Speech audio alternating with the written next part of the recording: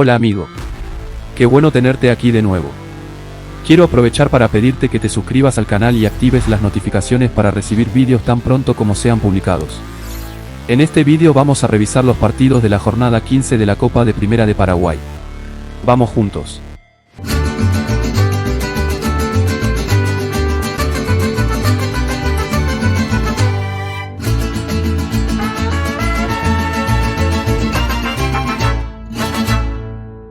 La jornada comienza el viernes con el partido entre Sportivo Trinidense vs Sol de América en el Estadio Martín Torres. El sábado jugarán en el Estadio Feliciano Cáceres, Sportivo Luqueño vs Tacuary.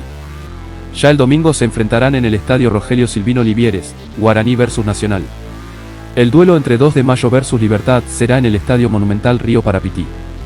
En el Estadio Defensores del Chaco, jugarán Cerro Porteño vs General Caballero. Y cerrando la jornada el lunes, Olimpia recibirá a Sportivo o Ameliano también en el Estadio Defensores del Chaco.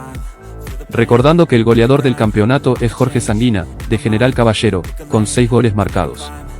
Si te gustó el vídeo, deja tu like, suscríbete al canal y activa las notificaciones para que puedas seguir todo sobre tu equipo favorito.